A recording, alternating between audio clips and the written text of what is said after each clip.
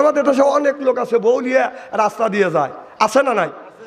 হেই এই বউ এত সুন্দর করে সাজা বউ দেখা দিয়ে যায়, দেখ মালটা কি আমার, না না ওটা কি আর কারণ নাই, তোরই আছে মানুষকে দেখান লিখবি। আমাদের এলাকায় একটা ছেলে বউ সুন্দর করে সাজগোজ করাইয়া রাস্তা দিয়ে বাজান হাইটে যাচ্ছে, বাজান আপনার ওই বউকে বাজান জিন্সের প্যান্ট পরাইছে, কথা বুঝতেছেন না, জিন্সের প্যান্ট পরাইয়া শর্ট কামিজ পরাইয়া যদি রাস্তা দিয়ে হাঁটে নিয়ে যায়, খালি যুবকেরা তাকাইবে না, বুড়া মানুষ তাকা থাকবে, কয় অসাকেলা রে।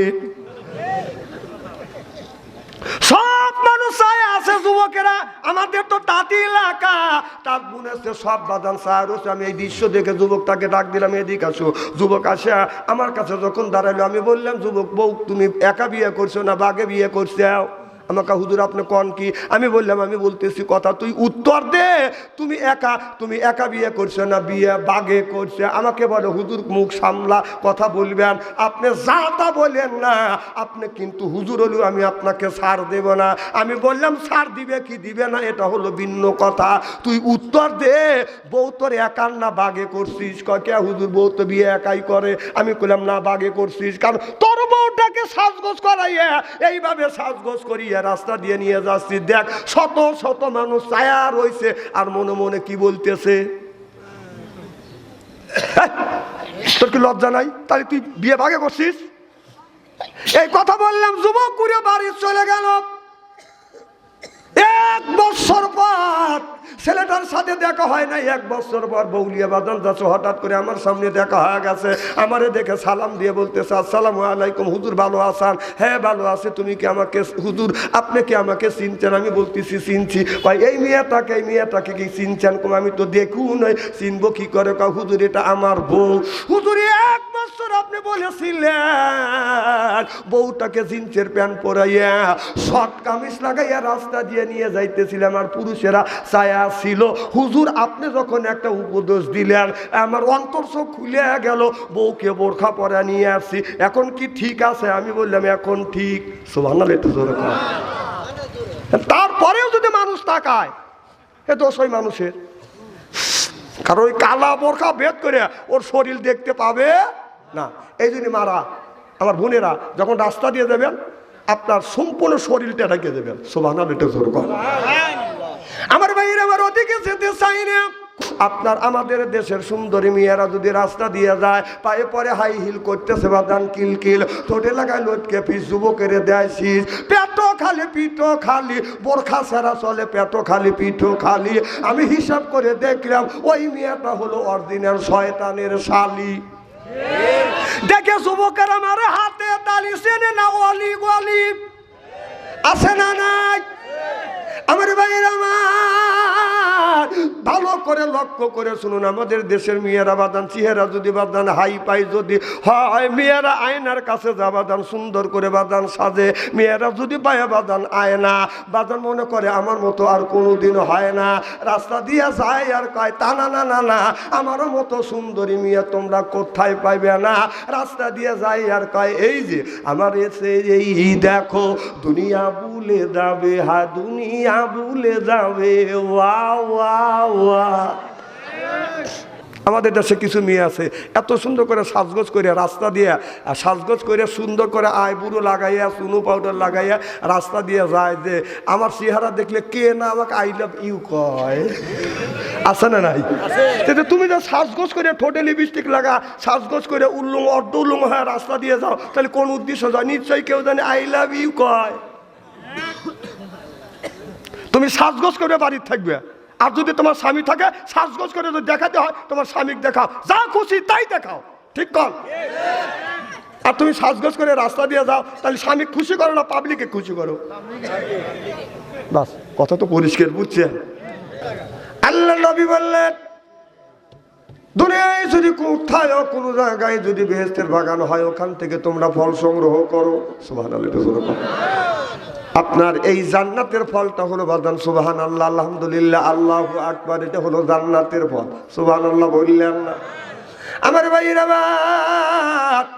আল্লাহ আরো ঘোষণা দিয়েছে ফেরেশতা, যেই জায়গা কোরআনের কথা হাদিসের কথা আলোচনা হয়, রাসূল বলেছে আপনার এই মাহফিলের চতুর্দিক দিয়ে আল্লাহ রহমতের ফেরেশতা বাদান বেষ্টন করে দাঁড়া আছে। আল্লাহ ঘোষণা দিয়েছে যেন জান্নাতের বাগানের মধ্যে একটা পাপী মানুষ যেন জান্নাতের বাগানের মধ্যে প্রবেশ করতে না পারে। সুবহানাল্লাহ। ফেরেশতারা যদি বলেন হুজুর আমরা তো মানুষ, জীবনে কম বেশি গুনাহ করেছি, আপনি বললেন নিষ্পাপ করে আল্লাহ জান্নাতের বাগানের মধ্যে ঢুকায়, কারণ হলো এই আমাদের যত জীবনের যত গুনাহ আছে সব গুনাহ ফেরেশতার কাছে জমা রাখছি, ফেরেশতা জমা রাখছে, নিষ্পাপ করে জান্নাতের বাগানের মধ্যে ঢুকাইছে। তাহলে হাদিস হিসাবে আমরা নিষ্পাপ না পাপী? জোরে কোন, আরো জোরে। নিষ্পাপ কখন হবে? রাত যখন 12টা বাজবে, আল্লাহর বান্দারা কোরআনের মাহফিল থেকে যখন বের হয় না, আল্লাহর রহমতের দরিয়া দোষ পড়বে, আল্লাহ বলবে ফেরেশতা সাক্ষী থাক আমার বান্দা জান্নাতের বাগান থেকে বের হচ্ছে না, কোরআনের কথা হাদিসের কথা শুনতেছে, ফেরেশতা সাক্ষী থাক আমার বান্দার জীবনের পিছনের সব গুনাহ আমি মাফ করে দিলে। শুধু মাফ করে ক্ষান্ত হব না, পিছনের গুনাহগুনি আল্লাহ নেগে দিয়ে পরিপূর্ণ করে দিবে। কি তাহলে আমরা যারা আসছি ঠকছি না জিতছি? আর যারা আসে নাই বাড়ি থেকে শুনছে, মাইকের আওয়াজ তো ফার্স্ট ক্লাস আসছে, বাড়ি থেকে শোনা যাচ্ছে, কথা বুঝতেছেন না? এরকম লোক আছে না নাই?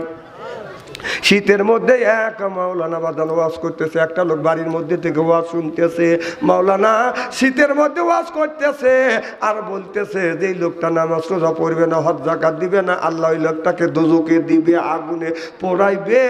ওই লোকটা বিড়ি টানে আর বউকে বলতেছে বিবি রে শীতের মধ্যে যদি আল্লাহ আগুনের মধ্যে দিত, বসে বসে আগুন তাপাতে আমার বিড়ি টানতাম। এর সাথে কোরআনের মাহফিলের সাথে মস্কারি করে, কি কোন করে কি করে না, কি কোন করে কি করে না। আমার ভাইরা বাদ, এখনই জন্মগত মানুষ না গুণগত মানুষ? জন্মগত মানুষ। যেরকম কি গত? জন্মগত মানুষ। আর আমরা জন্মগত মানুষ হতে চাই না, আমরা হতে চাই গুণগত মানুষ। সুবহানাল্লাহ। একটু জোরে কর। আপনার মানুষের চেহারা দেখলে বাদান বোঝা যায় না, আপনার চেহারা দেখলে মনে করবেন চৌথ আসমান থেকে গোসল করে আসছে, দাড়ি দেখলে মনে করবেন জিবরাইলের ভাইরা, জুব্বা দেখলে মনে করবেন আজরাইলের খালু, ওর কাজকর্ম দেখলে ইবলিস লজ্জা পায়। তাহলে বাহিরের চেহারা দিয়ে মানুষকে বাদান বোঝা যায় না, বাহিরের চেহারা হলো বাদান আপনার ক্ষণিকের জন্য, আর অন্তরের চেহারাটা বাদান অনির্দিষ্টকালের জন্য। বাহিরের চেহারাটা হলো জন্মগত আর ভিতরের চেহারাটা বাদান গুণগত। চিল্লে এখন মারহাবা। তাহলে আমরা জন্মগত মানুষ হব না গুণগত মানুষ হব? কথা কয় না। আমার কথা কি বোঝা যাচ্ছে? তাহলে কথা উত্তর দেন না কে? আমরা জন্মগত মানুষ হব না গুণগত মানুষ হব? গুণগত মানুষ। সুবহানাল্লাহ। কারণ জন্মগত মানুষ হলো আবু জেহেল। এই আবু জেহেল জন্মগত থেকে বাদান ভালো, ওই লোকটা এখনো বাদান ভালো হইতে পারে নাই। আমার বাইরে আমার আবু জেহেল বাজারে গেছে, বাদান বাজারে যা দেখে একটা সুন্দর একটা উট বিক্রি করতেছে। আবু জেহেল হলো বড় নেতা। যখন এইটা বাদান বিক্রি করতেছে, আবু জেহেল বলতেছে ভাইজান এই উটের দাম কত? 500 দিরহাম। আবু জেহেল বলে এই উটটা আমি নেব, তোমাকে আমি 550 দিরহাম দেব। এবার টাকা কিন্তু আজকে দেব না, আগামীকাল তোমাকে টাকা দিব। এবার লোকটা মনে মনে চিন্তা করলেন আমি গরিব মানুষ। আবু জেহেল হলো মক্কার ভিতরে সবচাইতে বড় নেতা। নেতা মানুষ একটা জিনিস আছে, আর যদি না দেই তাহলে নেতা কেমন কি বলবে। আমার বাইরে আমার টাকা ছাড়া বাকিতে বাদান উট্ট বাদান দিয়েছে। পরের দিন লোকটা যখন আপনার উটনির টাকার জন্য গিয়েছে, আবু জেহেল্লা বললো আজকে দেব না, আগামী সপ্তাহে দেব। আবার লোকটা আগামী সপ্তাহে যায়, বলে আজকে দেব না, আগামী সপ্তাহে দিব। এইভাবে বাদান ঘুরাইতে 6টা মাস পর্যন্ত লোকটাকে বাদান ঘুরাইছে। আবুল আহাবের কাছে বাদান বিচার চাইছে, আবুল আহাব বিচার দিতে পারে নাই। আবু সুফিয়ানের কাছে বিচার চাইছে, আবু সুফিয়ান বাদান বিচার দেয় নাই। ওতবা সাহাবার কাছে বাদান বিচার চাইছে, সেও বাদান বিচার দিতে পারে নাই। একজন বাদান খারাপ হলো, খারাপের মধ্যে ভালো মন্দ আছে না নাই? এটা 5টা আঙুল ছোট বড় আছে না নাই? মানুষ খারাপ আছে, খারাপের মধ্যে বাদান ভালো মন্দ আছে। ওতবার সাহাবা এরাই দুইজন বলতেছে, যুবক তুমি যদি টাকা নিতে চাও, আবু জেহেলের কাছ থেকে জীবনে টাকা তুমি তুলতে পারবো না। টাকা যদি তুলতে চাও, ওই যে বসে আছে মুহাম্মদ সাল্লাল্লাহু আলাইহি সাল্লাম বিশ্ব নবী, ওনার কাছে যা বলবে ওনাই যদি তুলে দিতে পারে। তাছাড়া মক্কার ভিতরে কোনো মানুষ এই শেষরা আবু জেহেলের কাছ থেকে টাকা তুলতে পারবে না। আমার কথা কি বুঝতেছে? আমাদের সমাজের মধ্যে শেষরা লোক আছে না নাই? আমার ভাইরা আমার, এবার আল্লাহর নবীর কাছে যাইয়া লোকটা সালাম দিলেন, আসসালামু আলাইকুম ইয়া রাসূলুল্লাহ, ইয়া হাবিবাল্লাহ, আমার সালাম লেন। আল্লাহর নবী বললেন, কে তুমি আমাকে সালাম দিলে? তোমাকে চিনি না। কয়, আমি এই মক্কার মধ্যে একজন গরিব মানুষ, তবে হুজুর আমি আপনার কাছে আসছি, একটা বেকায়দায় পড়ে গেছে। কয়, কি বেকায়দা? কয়, 6 মাস আগে আমি আবু জেহেলের কাছে একটা উটনি বিক্রি করছি, আবু জেহেল কালকে দিবে, দেওয়ার কথা বলে 6 মাস হয়ে যাচ্ছে, আবু জেহেলরা টাকা দেয় না। আবু লাহাবের কাছে আমি অবজেকশন করছি, আবু সুফিয়ানের কাছে আমি বিচার প্রার্থী হয়েছি, ওতবা সাহাবার কাছে আমি বিচার চাইছি, কেউ বিচার দেয় না, কেউ টাকা তুলে দিতে পারে নাই। তবে আমাকে একজন লোক বলল, 2জন লোক বলল, ওই যে ওই লোকের কাছে যাও। কয়, কে দেখা দিছে? কয়, ওতবা আর ওতবার সাহাবা। এই 2জন দেখা দিলেন।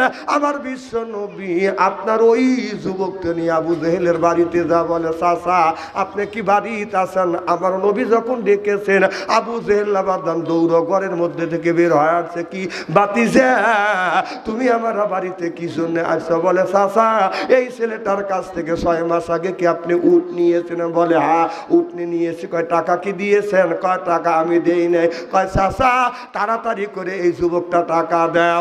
আবু জেহেল বলো, বাতিজা অপেক্ষা করো, আমি ঘরের মধ্যে থেকে টাকা নিয়ে আসি।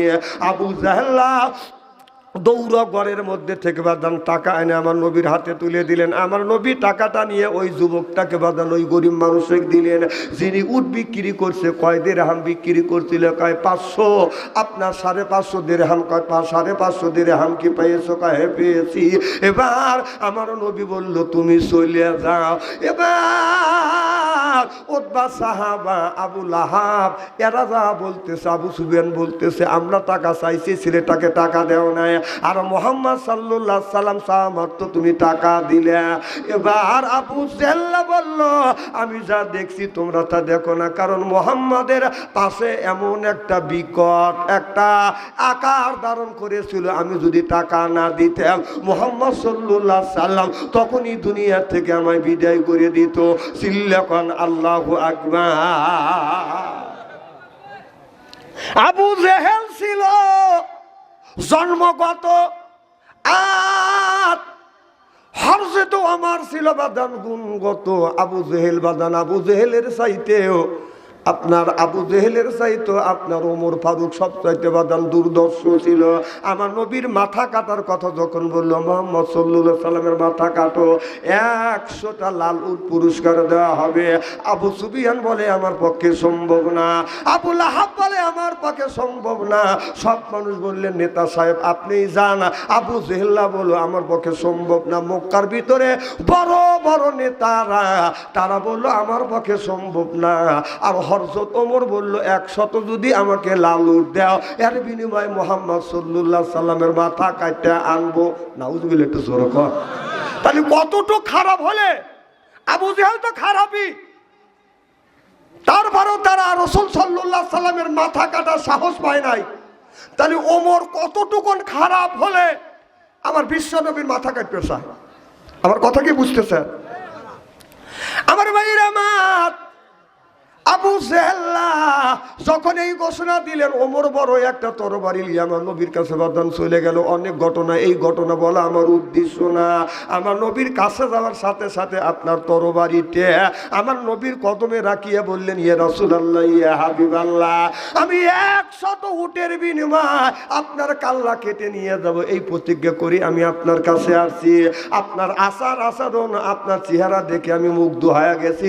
নবী গো, আমার বাবা মা আপনার কদমে কোরবান হয়ে যায়, আর মুহূর্ত দেরি নয়, আমাকে কলমা পড়িয়ে দেন, লা ইলাহা ইল্লাল্লাহু মুহাম্মাদুর রাসূলুল্লাহ।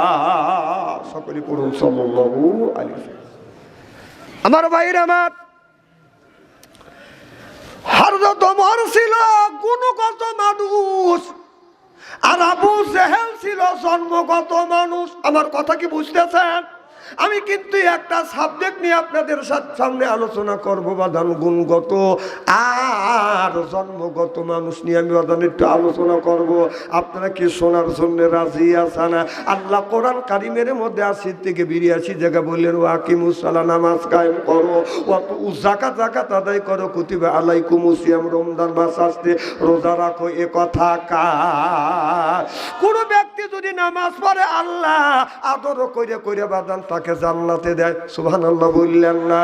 যেমন আমাদের বাড়িতে যদি আসে বাদান মেহমান, এই মেহমানকে পাইয়ে আমরা করি বাদান আদর, পাইয়ে দেয় বাদান বিদেশি চাদর, আর তো মনে করে হায় রে আমার বড় কদর। এরপরে আনে বাদান খানা, একটা তো ডাকনা ছাড়া না, খাবারের পরে বাদান দেয় দই, খায়া তো বাদান হইসই, তারপরে দেয় পেপসি কোকো কোলা, খায়া তো মনের মধ্যে বাদান দেয় দোলা, তারপরে খায় একটা পান, খায়া তো আসে বাদান মনের মধ্যে গুনগুননি গান, তারপরে খায় এক খাবলা হাকিমপুরি জদরা, শরীর তার গামিয়ে যায়, বুঝয় বড় আমি মর্দা। এরা বুঝেও না, কথা কয় না, জোরকন ঠিক কিনা? আমার কথা কি বুঝতেছেন? এ মুসলমান বাইরে, আল্লাহর হাবিবের উম্মতেরা ভালো করে লক্ষ্য করে শুনুন, আমল নিয়তে শুনতে হবে।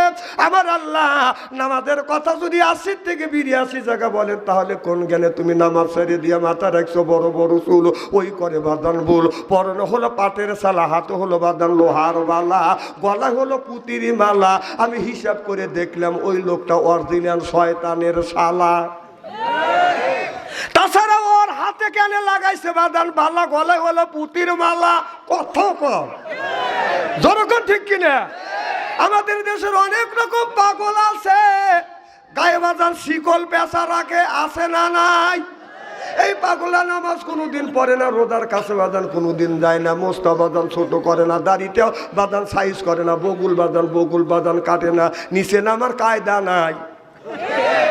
এরকম লোক আছে না নাই? দিনের বেলায় টর্চ লাইট দিয়ে ওর মুখ কোথায় খুঁজে বাইর করা যায় না। আমাদের সাজাদুর একজন 22 কেজি শেকল বেচা রাখছে। কয় কেজি? তো শীত করে পাইরে ভালো খালি আমের জুস খাওয়াচ্ছি। তা আমি বললাম, কাক কি খাওয়াও? এনা পাগল ছাগল। না হুজুর, পাগল হলেও এর ভিতরে মাল আছে। আমি বললাম, মাল যা আছে তা তো তোমাকে দেখাইছি। ওর মাল উঠল আর আমার গুনি ডাকা।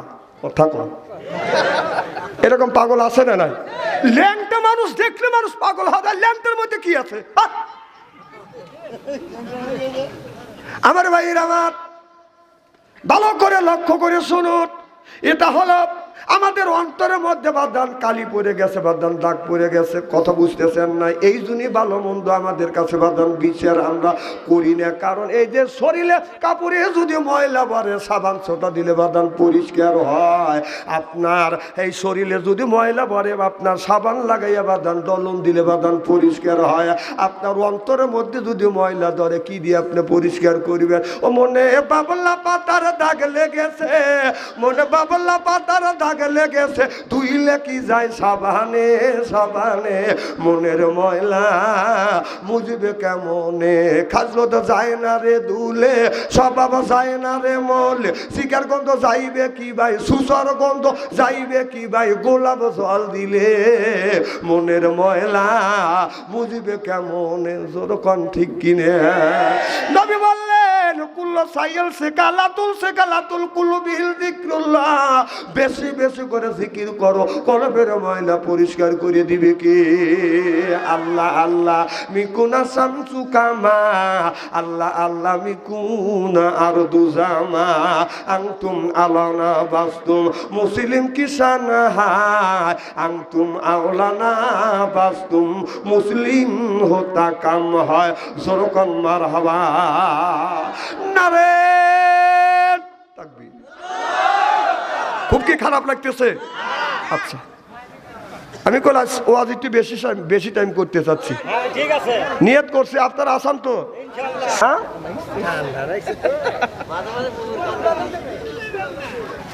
হ্যাঁ, ঠেলা খাই আমি, আর আমি বুবুর গান খাই। বুবুর রাতের গুতনি তো খাও নাই, যে খাইছে হেরাই বুঝছে। আর নাই বুবা আবার 24 তারিখ আসতেছে।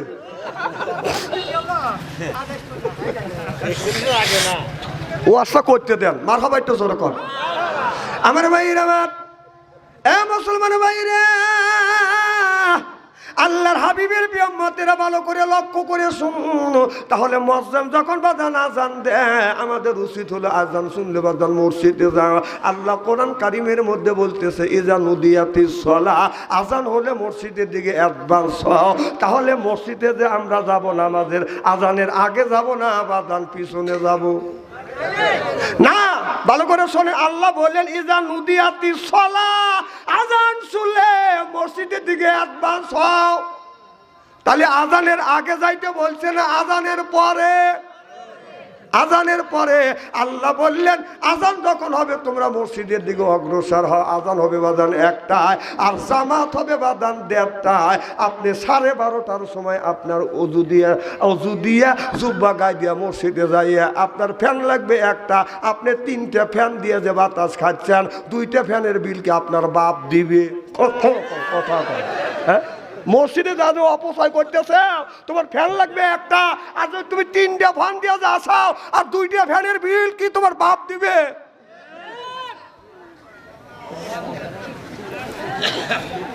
কথা কি বুঝতেছেন?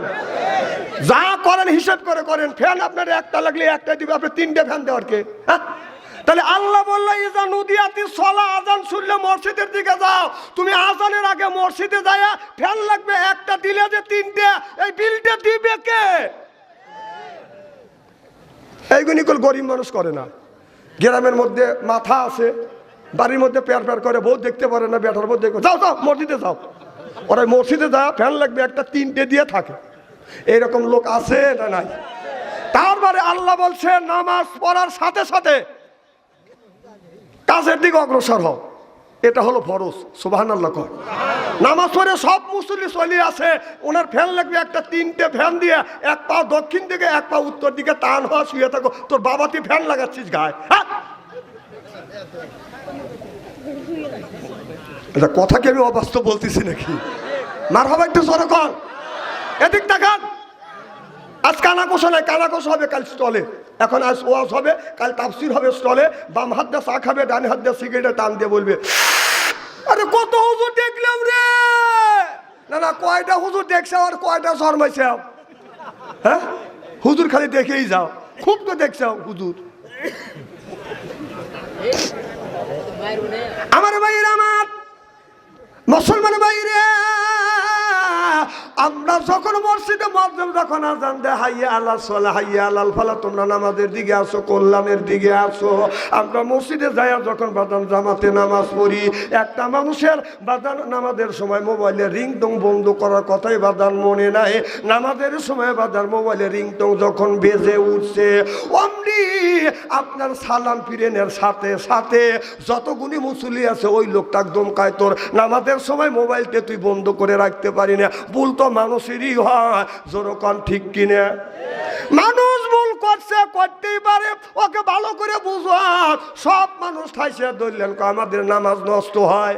কথা কর, আপনার বিবি যখন বাড়ির মধ্যে নামাজ পড়ে আল্লাহু আকবার, আল্লাহ মহান, আল্লাহ বড়, আলহামদুলিল্লাহি রব্বিল আলামিন, আল্লাহ এই নামাজের মধ্যে তোমার প্রশংসা করতেছি, আর রহমানের রহিম, আল্লাহ তুমি ভালো, তুমি এই রহমত বর্ষিত করিবে, মালিক ইয়াউমিদ্দিন, আখিরাতের আদালতে এই মানুষের ভালো মন্দ বিচার করিবে। এই কথা নামাজের মধ্যে যখন বলে, আপনার ছেলে টাচ মোবাইলের মধ্যে থেকে বিবির আর তার বেটার বড় টিভির মধ্যে থেকে গানের আওয়াজ বাজান বেশি আসে, রূপে আমার আগুন জ্বলে, কান গেল তোর গান। আর একটা হলো হিজবুল্লাহ, একটা হলো হিজবুল শয়তান। রাস্তা মাত্র বাজান কয়টা? ইন্না আলাইনা লাল হুদা। আল্লাহু আকবার। আমার ভাইয়ের আমার, ভালো করে লক্ষ্য করে শুনুন। নূহ আলাইহিস সালাম, কেউ যদি স্বামী স্ত্রী যদি বাদাম দ্বন্দ্ব হয়, বউ যদি স্বামীকে দেখতে পারবে না আর স্বামী যদি বউকে দেখতে পারে না, অনেক ধরনের বউ আছে। আপনার স্বামী যা ডাক দেয় সালমার মা, কথা কয় না, ও সালমার মা, উত্তর দেয় না, ও সালমার মা, কি আছে না নাই? নবীর সাহাবীর নাম লেখিয়া বালিশের নিচে যদি রাখিয়া দেন, স্বামী স্ত্রীর ভিতরে বাদান আপনার দ্বন্দ্ব হবে না, মহব্বত পয়দা করে দিবে আল্লাহ। সুবহানাল্লাহ। অনেক বউ আছে, স্বামী স্ত্রী যদি জর্গা হয়, জর্গা লাগে না, যদি লাগিয়া যায়, জর্গা লাগলে বাদান 3 দিন 4 দিন বাদান কেউ কারোর সাথে কথা কয় না, এরকম বউ আছে না নাই? স্বামী যদি বিবির কাছে যে এরকম করে হাত দেয়, ও সিটট কথা কয় না, কথা কয় না, আছে না নাই? বাদান 3 দিনের দিন স্বামী মনে মনে চিন্তা করতেছে, বিবির সাথে একটু মিল দেয়, গোড় দিয়ে বিবির পিঠের সাথে যখন পিঠ লাগায়, বউ ওদের রাগ করছে। এরা আবার টাইট মেয়েরা, আল্লাহ রাসূল বলেছে খুলুকাত মিন জিলাই, নারীদেরকে তৈরি করা হয়েছে বাঁকা হাড়ের দ্বারায়। এরা বাঁকার জাত দিনের মধ্যে 70 বার অন্যায় করবে, 70 বারই ক্ষমা করে দেওয়া লাগবে। সুবহানাল্লাহ। আপনি যদি বউর সাথে মারামারি করেন, ওই সংসারে শান্তি পাবেন না।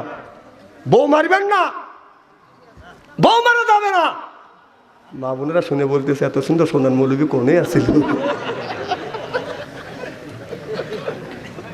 বউ কি মারার জিনিস?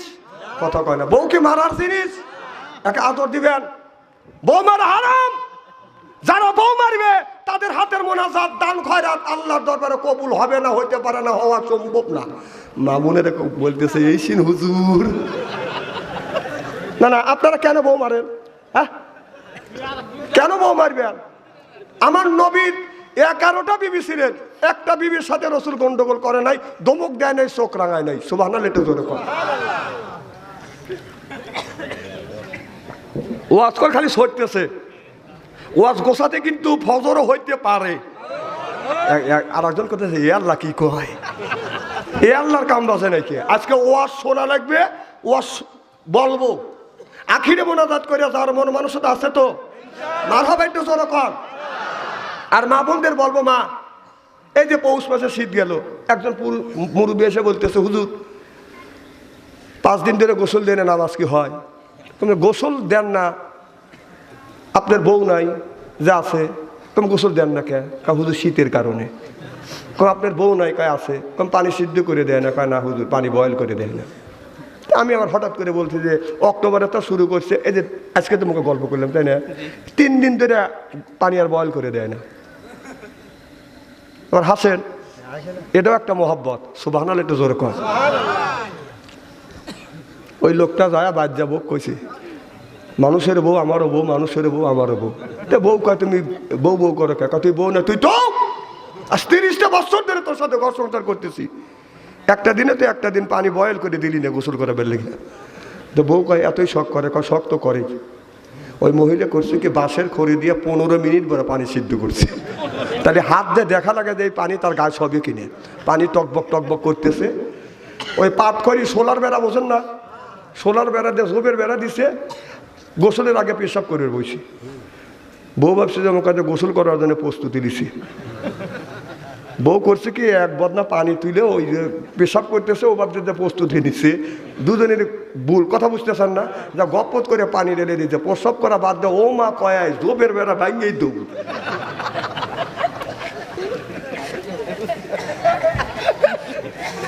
না না, নেকি আছে, মানুষ মেরে নেকি কামাই করে লাগবে নাকি?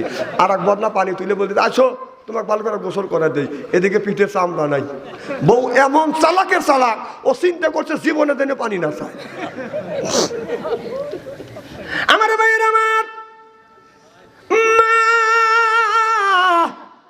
আয়েশা রাদিয়াল্লাহু তাআলা আনহা আমার নবীকে বাদান গোসল দিয়েছে একটা টুলের উপরে, পানি পড়তেছে বাদান, আপনার পানিতে জমিনে পড়ছে, লাল হয়ে যাচ্ছে। নবী বলে আয়েশা আমার শরীর মোবারকে পানি ডালো, পানি হলো সাদা, জমিনে পড়ার সাথে সাথে লাল হয়ে যাচ্ছে, কারণ কি? আয়েশা বলে ইয়া রাসূলুল্লাহ, ইয়া হাবিবাল্লাহ, আপনি টুলে বসে আছেন, ওই টুলের নিচে আমার পা পড়ে গেছে, আঙ্গুল পেটেছে, রক্তগুনি প্রবাহিত হচ্ছে।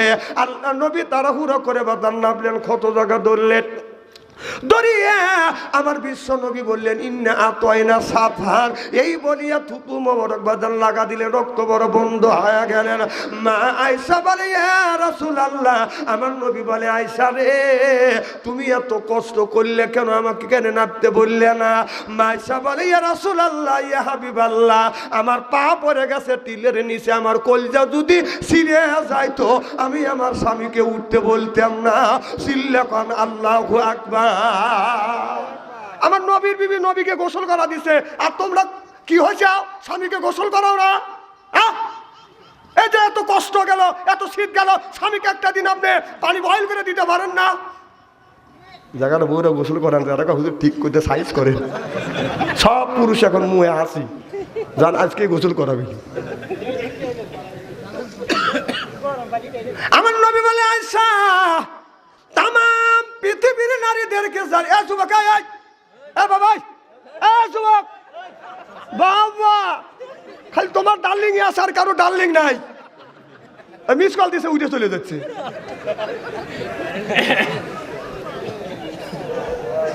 না আমি এগুলি জানি, প্রেম বিশেষজ্ঞরা এরা বিশ্লেষণ করে বের করছে বাংলাদেশের শতকরা 90% যুবক যুবতী রিলে। এ ভাই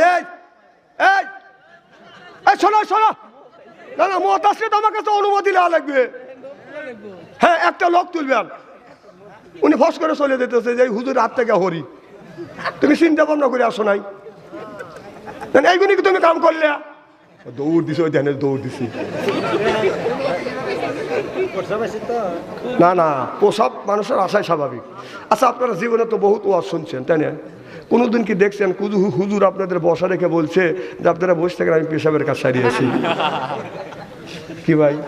আচ্ছা মানুষের বিপদ আসাই স্বাভাবিক। কোন হুজুর কি বলছে যে আপনারা বসে থাকেন, আমার টয়লেটে চাপ দিছে? যদি এইটা কয় কি করবেন, যে পরের বাড়ি খাও দিচ্ছে করে খাবেন পারো না? সুযোগ পালি তো আমার চুলো ভালা দেন না, প্রসাবের চাপ দিতেই পারে, এক আঙুল তুলবেন, তারপরে যদি টয়লেটের চাপ দেয় 2 আঙুল তুলবেন, আর 3 আঙুল তুললে বসবো যে বিড়ির নেশা ধরছে। এ জ্ঞানটা আমার আছে। আমার ভাইয়ের আমার যে যুবকটা করছে প্রেম ভালো নাই, ওদের মাথার বেরেন। যে যুবক করছে ভালোবাসা ওর নাই দেহের আশা। আর যেই যুবক প্রেম করে খাইছে বাদান ছাকা, নাম হলো আখি, ও দিয়ে গেছে বাদান ফাঁকি, খাইছে বাদান ছাকা, খায় হলো বাদান গাজা। যে খায় গাজা আল্লাহ দিবে বাদান সাজা, যে খাবে গুল ওই পাইবে বাদান, ওই করছে বাদান ভুল। যে খাবে মদ সে হারাবে জান্নাতের পথ, আর যে খাবে সিগারেট তার নাই মুখের বেরেক, আর যে খায় বিড়ি তারে মানে ধরবে কিরি। বিড়ি যারা খায় তাদের হাত দিয়ে গন্ধ, মুখ দিয়ে গন্ধ, দাড়ি দিয়ে গন্ধ, টুপি দিয়ে গন্ধ, জামা দিয়ে গন্ধ, লেপ দিয়ে গন্ধ, বালিশ দিয়ে গন্ধ। আমার হয় সন্দ ওর বউ থাকে কেমনে রে আল্লাহ রে, সরকার ঠিক কিনে। টাটকা বিড়ি খায়া বোর মুখের কাছে যখন মুখ লাই, বউ খালি মুখ ঘুরায়। স্বামী কয় যে আমি তোমার মুখের কাছে মুখ লাই, তুমি মুখ ঘুরাও।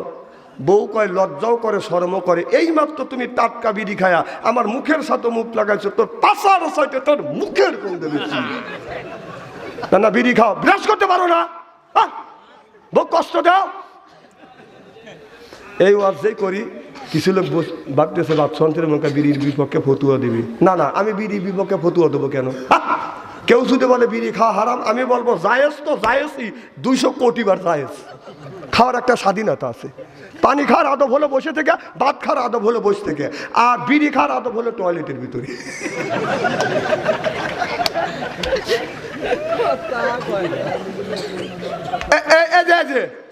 মুরব্বী ঠিক আছে ঠিক আছে, না না লোক তুলছে আমি বলার পর। এই যে শোনেন, এক জায়গাতে 2 জন উঠলো কই, দোষ কি ওনার? দোষ হলো শয়তানের। না না ওনারও না, শয়তান ওক তাড়াইছে, শয়তান ওক বাইরে বের করে দিয়ে ওই মুরব্বিক ধরছে যে যেটা তুমি চাও। যখন পেশাব পেশাব বলবেন, পেশাব আরো বেশি চাপ দিবি, জিনিসটা শক্ত করে চিপে ধরে রাখেন। ওঠা বসা করলে ওয়াজ নষ্ট হয়ে যায়, বোঝেন না তো, ওয়াজ তো করেন না, ফস করে উঠে চলে যান। কি জানে বলতেছিলাম? না না বিড়ি খাওয়া আমি নিজে দেখছি, টয়লেটের মধ্যে মানুষ বিড়ি খায়। যদি ওকে কিভাবে দেখছেন, রমজান মাস আমি জহরে আজান দিছে কম টয়লেট করে ওজু দিয়ে নামাজ পড়ি, আর টয়লেটের কাছে যায় যে টয়লেট বন্ধ, ধুমা খালি গোল হয় বের হচ্ছে। আমি চিন্তা করলাম কে রে, এর মধ্যে আগুন ধরলো নাকি? আমি নক করলাম, উনি সিঙ্গেল দিচ্ছে, তাহলে বোঝা গেল মাল ওখান থেকে উৎপত্তি হচ্ছে। আবার ইদানিং দেখতেছি 70% মানুষ পান খায় আর টয়লেট করে। হ্যাঁ আমি নিজে দেখছি। যদি বলি আপনারা মানা দিবেন না, ওর বোর কাছে গেলে ও কবে, ওই বুড়ি কবে, হ্যাঁ ওই বুড়া পান খায় আর টয়লেট করে। আমি নিজে দেখছি যে এক বুড়া টয়লেট থেকে বের হচ্ছে, মুখ লড়তেছে। কই গেছিলে? কয় টয়লেটে। কম মুখ লড়ে, পান খাইলাম। কম টয়লেটে যা পান খায় মানুষ। হুজুর পান না খালি টয়লেট হয় না। তাহলে বোঝা গেল এই মুহূর্তে পান ঢুকায় আর ও মুহূর্তে বের বের করে বাইর করে। না না আমার কথা হলো যে হালাল দিনে যদি টয়লেটে যাও, যদি খাও, তাহলে একটু গু তুলে চুল মনে করে পড়া খাও না, তা পারবেনি না। আচ্ছা এই কথাটা আমি বলতে পারি কি পারিনি, কথা করে বোঝেন ঘটনাগুলি ঘটতেছে কি। হালাল জিনিস কিভাবে টয়লেটে যা খায় আর ফেরফার করে বাই করে দেয়। ঢাকা গেছি আমি সভা করবার জন্য, ছোটবেলায় দেখছি তো প্রত্যেকটা বাড়ি টয়লেট, আর টয়লেট ছিল হলো 50 বাড়ি থেকে 50 গজ দূরে। কতক্ষণ টয়লেটে চাপ দিলে ঘরে থেকে দৌড়ে বাইরে গেছে, আর এখন যদি বাইরে বসে থাকে টয়লেটে চাপ দিলে দৌড়ে ঘরে যায়। কথা কয় না, কথা কি বুঝতে স্যার? তো ঢাকা গেছি, তো আমার খাইয়ে দিছে, বসি এই পাশে টয়লেট এমুর আমাকে দিছে, যে ভাত মাখা দিছি, এখানে এমুরটা কে জানি ফের ফের করতেছে। আমি হাত তুলে বসে রইলাম। তা আমার কয় হুজুর খান খান, আমি খাবো। ও মুড়ে ফেরফার করে কে জানি টয়লেটে গেছে। তো ওই মুড়ে ফেরফার করবে আর এখানে আমি খাবো, আমার পক্ষে সম্ভব না। হ্যাঁ হ্যাঁ এমন একটা সময় আসবে, উপরতলা নিচতলা বসে শুয়ে থাকবে, উপরতলা ফেরফার করবে, তার বারো ধৈর্য ধরে টাকা লাগবে। অবস্থা কিন্তু তাই হয়ে গেছে। গরু বছর যেখানে খায় সেইখানে শোয়, আর এখন এই জায়গায় খাবারের জায়গা, এই জায়গায় শোয়ার জায়গা, এই জায়গায় ফাটাফাটি।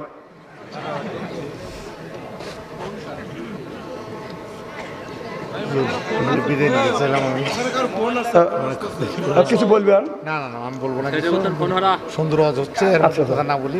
ঠিক আছে ঠিক আছে, দেখেন বার জ্ঞান আছে যে এই আলোচনার মধ্যে বিঘ্ন ঘটাতে চাচ্ছে না ইনশাল্লাহ। ঠিক আছে সভাপতি সাহেব, ঠিক আছে। জিকির করুন লা ইলাহা লা ইলাহা, এই কলে মার বান্ধব বেলা আকাশে লাগবে মরণ বেলা, এই কলে মার রৌশনীতে কবর হবে তোমার উজালা। লা ইলাহা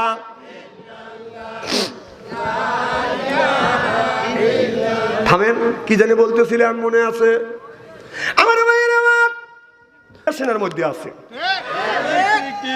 আর 10% নাই। আর বিশ্লেষকরা বিশ্লেষণ করে দেখছে বাংলাদেশের মধ্যে শতকরা 20% লোক 5 ওয়াক্ত নামাজ পড়ে। সুবহানাল্লাহ একটু জোরে কর। আর 80% লোক 5 ওয়াক্ত নামাজ পড়ে না। কিন্তু আবার বিশেষজ্ঞরা বিশ্লেষণ করে দেখছে শতকরা জুমার দিন শতকরা 90% লোক, শতকরা 80% লোক জুমার দিন নামাজ পড়ে, আর 10% লোক জুমার দিনে নামাজ পড়ে না। কথা কয় না। আর এক বিশেষজ্ঞ বলছে না, শবে বরাতের দিন আসলে শতকরা 95 জন মানুষ নামাজ পড়ে। আর এক বিশেষজ্ঞ বলল যে না, ঈদিল আজহা তালি দেখা গেল যে সবে বরাতের দিন 90% লোক নামাজ পড়ে আর 10% লোক নামাজ পড়ে না, আছে না নাই? আছে। আর এক বিশেষজ্ঞ বিশ্লেষণ করে বলতেছে না, ঈদিল আজহা ঈদিল ফিতর আসলে শতকরা আপনার 85% লোক নামাজ পড়ে আর 5% লোক পড়ে না। তাহলে যে 5% লোক আপনার জুমার দিনও পড়ে না, সবে বরাতেও পড়ে না, ঈদের দিনও পড়ে না, ও কি মানুষ? বিচার আপনাদের কাছে দিলেন।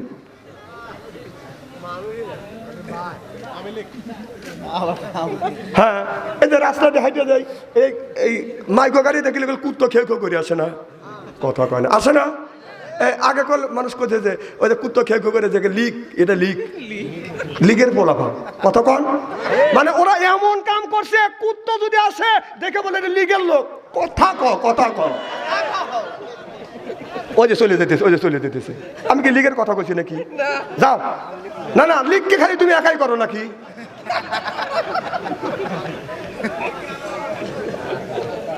কি জোরে যাইতেছে, মার হবা কন। খুব কি খারাপ লাগতেছে নাকি? ওয়াজ সরালেই তো আমাদের ওয়াজ করবো নি। আমার ভাইয়ের, আমার মুসলমান ভাইয়ের অধিক আমি লা ইলাহা এই পালে মার বান্ধ বেলা, আকাশে লাগবে মরণ বেলা, এই পালে মার রৌশনীতে কবর হবে তোমার উজালা। লা ইলাহা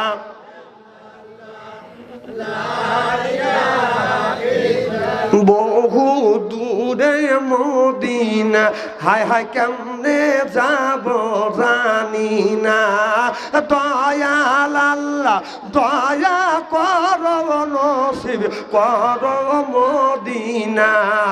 লা ইলাহা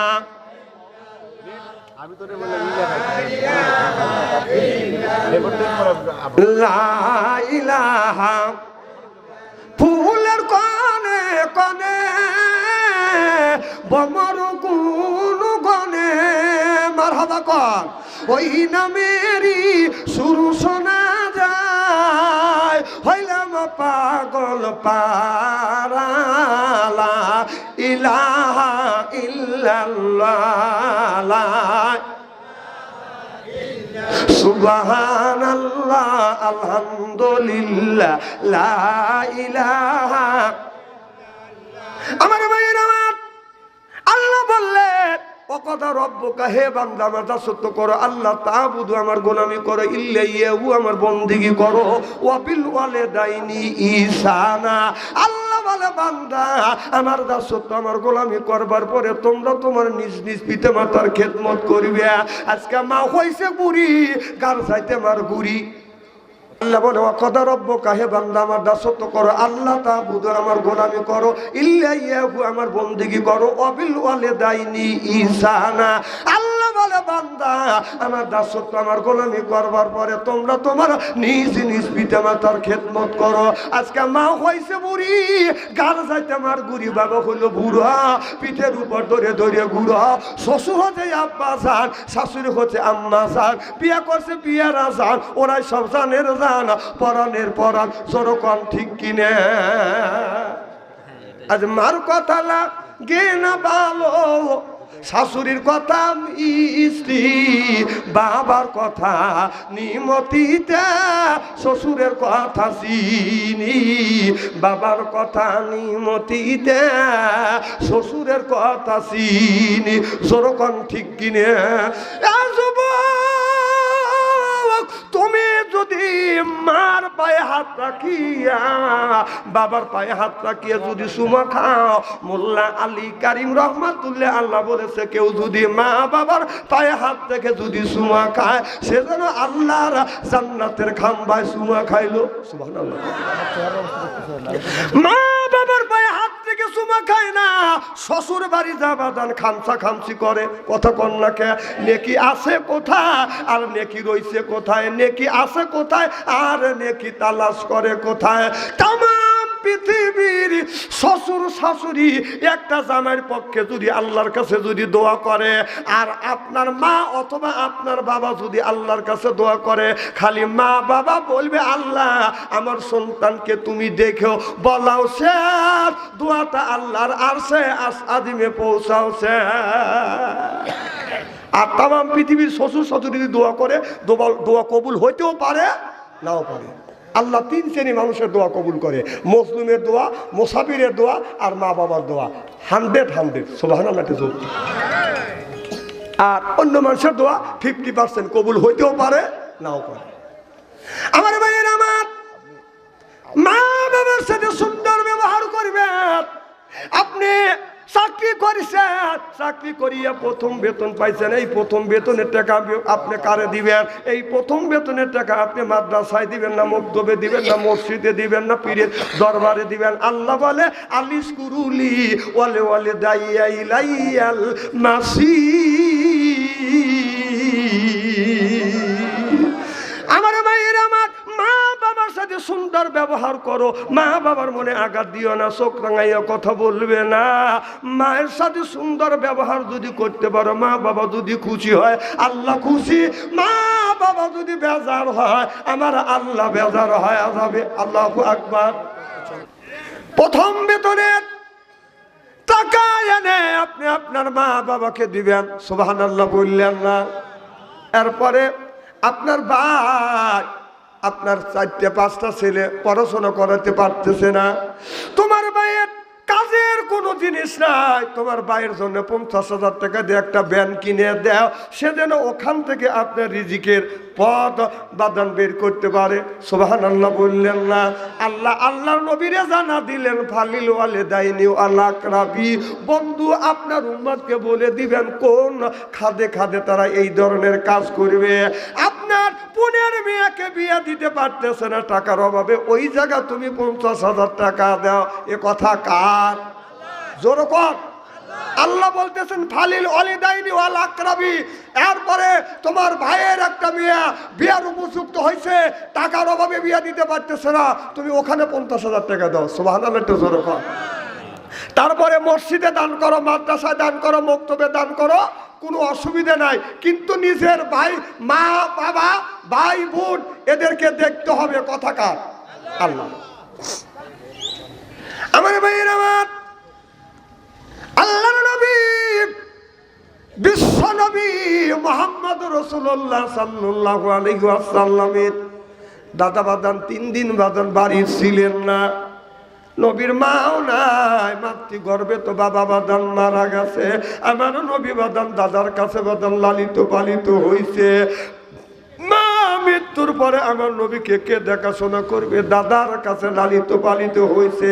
দাদা 3 দিন বাড়িতে নাই। আমার নবী সকাল থেকে সন্ধ্যা পর্যন্ত অনাহারে, কেউ বাদান খাবার দেয় না। রাত্রি বাদান প্রভাত হয়ে গেছে, এক রাত একদিন হয়ে গেছে। সকাল 10টা বাজে আমার নবীর পেটে বাদান খাবার নাই। একদিন এক রাত চলে গেছে, পরের দিন রাত সকাল বাদান 10টা বাজে। আমার নবীর একটা চাচাও চাচিও বাদান আমার নবীকে খাবার জন্য ডাকে না। এতিম দেখিলে তুমি মিষ্টি কথা কইও, ওই গরিব মানুষ দেখলে তুমি মিষ্টি কথা কইও, এতিম দেখিলে মাথায় হাত বুলাইয়া দিও। আমার নবী মনে মনে চিন্তা করতেছে, আল্লাহ 3 দিন ধরে দাদা নাই, এক রাত একদিন হয়ে গেছে আমি খাবার খাই না, এখন বেলা বাজে 10টা, ক্ষুধার যন্ত্রণায় আমার নবী সহ্য করতে পারতেছে না। আমার নবী চাচা চাচির ঘরে দরজার কাজ দিয়ে যায়। আর নবী মনে মনে চিন্তা করতেছে, ঘরের পাশ দিয়ে গেলে আমার চাচা আমাকে ডাক দিবে, আমার চাচি ডাক দিবে, মোহাম্মদ এক লোকমা খাবার খাও। আমার নবী যে বাদান খাবার খাবে। আমার নবীর বাদান বাপ চাচা ছিল বাদান 8 জন। নবীর বাবা মারা গেছে, এখনো 7 জন চাচা দুনিয়ায় বাদান জীবিত আছে। আমার নবী এক এক করে 7 চাচার ঘরে দরজার কাজ দিয়ে যায়। কেউ বাদান ডাকা দেয় না, এক মুষ্টি খাবার আমার নবীরে দেয় না। আমার নবী চোখের পানি ফেলে কান্দের বলে, আল্লাহ মাতৃগর্ভে আমি বাবা হারাইছি, 6 বছর বয়সে আমি নবী মা হারাইয়া এতিম হইছি। আজ প্রায় 1 রাত 2 দিন হয়ে যাচ্ছে আমি তো অনাহারে রয়েছি, কেউ আমারে খাবার দেয় না। আজকে যদি আমার মা যদি বেঁচে থাকতো, বাবা যদি বেঁচে থাকতো, আমি নবী আর আমার এত কষ্ট করতে হইতো না। সিল্লাকান আল্লাহু আকবার। আমার ভাইয়ের আমার নবী মক্কার অলি গলি দিয়ে বাদান করে আমার নবীর পা বাদান মাটির থেকে বাদান এরকম করে শেষে যায়, পা বাদান তুলতে পারে না, কুদর যন্ত্রণায় নবীর পা উঠছে না। আমার নবী বাদান কান্দে, শেষ পর্যন্ত আমার নবী কুদর যন্ত্রণা সহ্য করতে না পারিয়ে বালির মধ্যে মাটির মধ্যে উপর হয়ে শুয়ে আমার নবী পিঁপড়ে পিঁপড়ে বাদান কান্দতেছে। ও বাদান 2 দিনের দিন নবীর দাদা যখন আসছে বাড়িতে এসে জিজ্ঞেস করে আমার নাতি মোহাম্মদ কই? বলে জানি না। আবু লাহাবকে বলে আমার নাতি কো? জানি না। আবু লাহাবকে বলল জানি না আমার নাতি কোথায় গেছে। ও বাদান আমার নবী বাদান খুঁজতে লাগলেন, খুঁজতে খুঁজতে যা লক্ষ্য করে দেখে আমার নবী আপনার মাটির মধ্যে উপর হইয়া শুয়ে আমার নবী আব্বা আব্বা আম্মা আম্মা বলে কাঁদতেছে। এমন সময় আমার নবীর দাদা চলে গেলেন, যাইয়া আমার নবীর পাশে যাইয়া মোহাম্মদ বলে ডাক দেয়।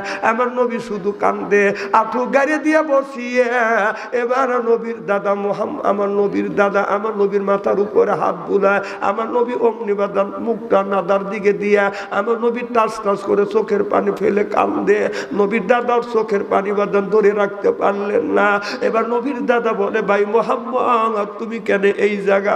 নবী কান্দে আর বলে দাদা মাতৃগর্ভে আমি আব্বা হারাইছি, আব্বা দেখি না। 6 বছর বয়সের সময় আমি নবী মা হারাইছি। ও দাদা তুমি 3 দিন বাড়ি ছিলে না। দাদা গো আজ 2 দিন ধরে আমি অনাহারে রইছি, আমাকে কেউ 1 লোকমা খাবার দেয় না। আমি আমার চাচা চাচির ঘরে দরদার পাশ দিয়ে ঘুরি, সকলেই তো খাবার খায়, কিন্তু আমি মোহাম্মদ আমাকে মোহাম্মদ বলে ডাক দেয় না, 1 মুষ্টি খাবার দেয়। দাদা গো আমি ক্ষুধার যন্ত্রণা সহ্য করতে না পেরে মক্কার অলি গলি ঘুরে ঘুরে বেড়াই, আমি এতিম বলিয়া কেউ আমাকে 1 লোকমা খাবার দেয় না। যার মা নাই, যার বাবা নাই, সেই মার ব্যথা বোঝে। বাবা যার মারা গেছে তার কলিজে আঘাত লাগবে, চোখে যদি পানি আসে ওই মানুষটার চোখে পানি আসবে। আমার ভাইয়ের আমার নবীর দাদা হাত 2টা টান করে দেয় আর বলে ভাই মোহাম্মদ আয় আমার বুকে আয়। নবী অমনি দাদার গলা পরে ধরলেন। নবীর দাদা আমার নবীর কপালে চুমো দিয়ে বলে ভাই মোহাম্মদ তুমি কষ্ট পাইছো। আমার নবী পেটে হাত দিয়ে দেখে নবীর পেটটা বাদান পিঠের সাথে বাদানে লেগে গেছে। আমার নবী দাদা নবীকে কোলে নিয়ে বলে ভাই মোহাম্মদ আজ আমি 3 দিন ধরে বাড়িতে নাই রে ভাই, আর তোমাকে এই রকম করে কষ্ট দিল। আমার নবীর দাদা আমার নবীকে কোলে নিয়ে বাড়িতে আসিয়া নবীর দাদা বাদান আপনার খাবার নিয়ে আসিয়া আমার নবীর সামনে নবীকে কোলের উপরে বসাইয়া আমার নবীর মুখে খাবার তুলে দেয় আর আমার নবী চোখের পানি ফেলে দিয়ে দিয়ে কান্দে। দাদা বলে ভাই মোহাম্মদ তুই কান্দিস না রে ভাই, তুই যদি কান্দিস আমি তোমার দাদা সহ্য করতে পারবো না। অনেক জায়গা বাদে দেখেছি বাংলাদেশের একটা ঘটনা বাদান ঘটে গেছে। ও বাবা আপনার একটা নাতি হইছে, এবার মা বাবা 2 জন ছোট ছেলেটাকে নিয়ে বাদান মাইকো গাড়ি নিয়ে বাদান চলে যাচ্ছে। হঠাৎ করে মাইকো গাড়িতে বাদান অ্যাক্সিডেন্ট করিয়ে আপনার ওই ছোট বাচ্চার মাও মারা গেছে, ছোট বাচ্চার বাবাওটা মারা গেছে। এই ছোট বাচ্চা আপনার 3-4 বছরের নাতিতে ও বাদান কোনো আঘাত লাগে নাই, আল্লাহ ওই বাচ্চাটাকে বাদান বাঁচিয়ে দিয়েছে। এখন বাবাও নাই মাও নাই, ওই বাচ্চাটাকে দেখাশোনা করবে। একটা দাদি আছে আর বুড়া দাদা আছে, এই বুড়া দাদা আর দাদি নাতিটাকে বাদান দেখাশোনার দায়িত্ব পালন করতেছে। ওই নাতি এক দিন ও বাদান এই নাতিটাকে দেখাশোনা পালন করতেছে। আর দাদা মাঝে মধ্যে বলে বাবা বাইরে তোমার আব্বা আর তোমার মা অ্যাক্সিডেন্টে রোড অ্যাক্সিডেন্টে মারা গেছে, তোমার আব্বা বলেছিল তোমাকে হাফেজ বানাবে আলেম বানাবে। ওই দাদা প্রত্যেক দিন ওই নাতিটাকে বাদান বাদান মাদ্রাসায় ভর্তি করে দিয়ে আসে, আবার দুপুরের সময় নাতিটাকে নিয়ে এইরকম করে বাদান দাদা নাতিটাকে সঙ্গে করে নিয়ে আসে। পাশে বাদান কবরস্থান, ওই নাতিটা কবরস্থানের নাতিটাকে নিয়ে আসিয়া ওই বাবা ছেলের কথা যখন মনে পড়ছে এই নাতিটাকে নিয়ে কবরের পাশে দাঁড়াইয়া কান্দে কান্দে দোয়া করে। দাদা বলে, আল্লাহ আমার সন্তান দুনিয়ার থেকে বিদায় হয়ে গেছে, বেটার বউ বিদায় হয়ে গেছে, আল্লাহ এই ছোট নাতিকে আমি নিয়ে লালিত পালিত করতেছি, আল্লাহ আমার সন্তানের কবরের গোরাজাব তুমি মাফ করে দিও। এই জমিনে সব চাইতে বড় কষ্ট আল্লাহর নবী বলেছে বাবার কাঁধে ছেলের লাশ, এর চাইতে কষ্ট আল্লাহর জমিনে হইতে পারে না। জনগণ ঠিক কিনে?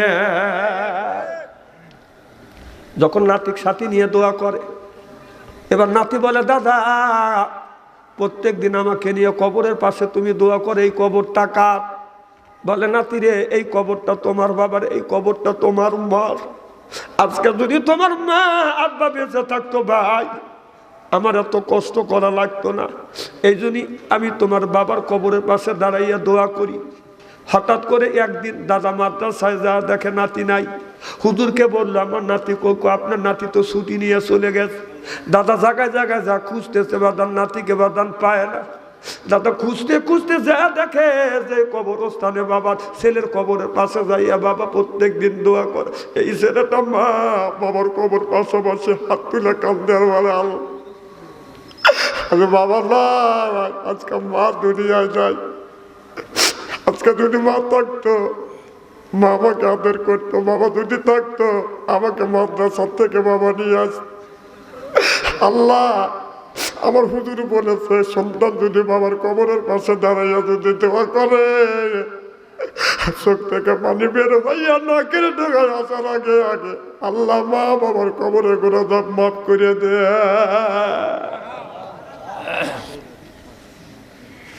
ছোট্ট বাচ্চা দোয়া করতেছে,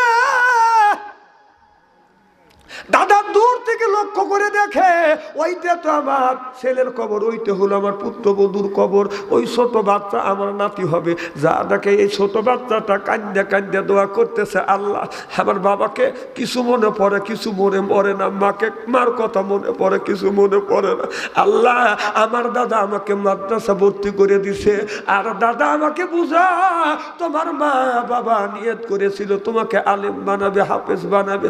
মার কবরের পাশে বাবার কবরের পাশে দাঁড়াইয়ে কান্দে আর বলে, মা রে আব্বা তোমরা ছায়া দেখো, আমার দাদা মাদ্রাসায় ভর্তি করে দিছে, তোমার ছেলে 30 পারার হাফেজ হয়ে গেছে। আব্বা শুধু একটা বার, আম্মা শুধু একটা বার তুমি আমাকে নাম ধরে ধরে ডাক দাও। ছেলে মা বাবার কবরের পাশে বাদান কান্দে আর দোয়া করে, বাদান মা ওই মরা মানুষ নাম ধরে ডাক দেয় না। দাদাও যাইয়া নাতির সাথে মোনাজাতে শরিক হইয়া মোনাজাত কমপ্লিট করবার পরে দাদা নাতিকে গলা পরে ধরা ধরে বলে, বাইরে মাদ্রাসায় গেছি আমি যখন তোমাকে পাইনি, আমি পাগল হয়ে গেছি ভাই, আমি পাগল হয়ে গেছি, আমি খুঁজতে খুঁজতে অনেক জায়গা খুঁজেছি তোমাকে পাইনি। শেষ পর্যন্ত আমি কবরের পাশ দিয়ে আসতে লক্ষ্য করে দেখি, আমি কবরের পাশ দিয়ে গেলে আমি তোমার বাবার তোমার মার কবরটা আমি স্মরণ করি, দোয়া করি। এখন টাকা দেখি তুমি তোমার বাবা আর মার কবরের পাশে দোয়া করতেছে। ও ভাই আমি তোমার আর তোমার মা তোমার আব্বা মারা গেছে, আর আমি তোমার দাদা কষ্ট করে তোমাকে লেখাপড়া শিখাইছে, হাফেজ বানাইছি। নাতিরে আমি যদি মরে যাই আর তোমার দাদি যদি মরে যায়, বাইরে মৃত্যুর পরে এইরকম করে প্রত্যেক দিন তোমার দাদি আমার কবরে আর তোমার দাদির কবরের পাশে দাঁড়াইয়া দাঁড়াইয়া দোয়া করবে। কোন সন্তান যদি মা বাবা মারা গেছে কবরের পাশে দাঁড়াইয়া যদি দোয়া করে, এই দোয়ার দৌলাতে আল্লাহ মা বাবার কবরের গুনাহ মাফ করে দেয়। সিল্লাকান আল্লাহু আকবার। ও ভাই আমার মা তো জমিনে বেঁচেছে, আজকের মাহফিল আল্লাহর দরবারে কবুল হোক, এটা কি চান? কারা কারা চান একটু হাত তুলেন তো দেখি। আল্লাহু আকবার। চক্ষু দুটো বন্ধ করেন, বলেন বিসমিল্লাহির রহমানির রহিম। এই বলে দুই হাত দুই পকেটের মধ্যে দেন। যার কাছে 500 আছে 100 দিবেন, 100 আছে 50 দিবেন। বাদান রে তাড়াতাড়ি দিয়ে দিবেন, আমি একটু ওয়াজ করে বাদান মোনাজাত করে চলে যাবো। যাও বাবা ব্যাগটা নিয়ে যাও।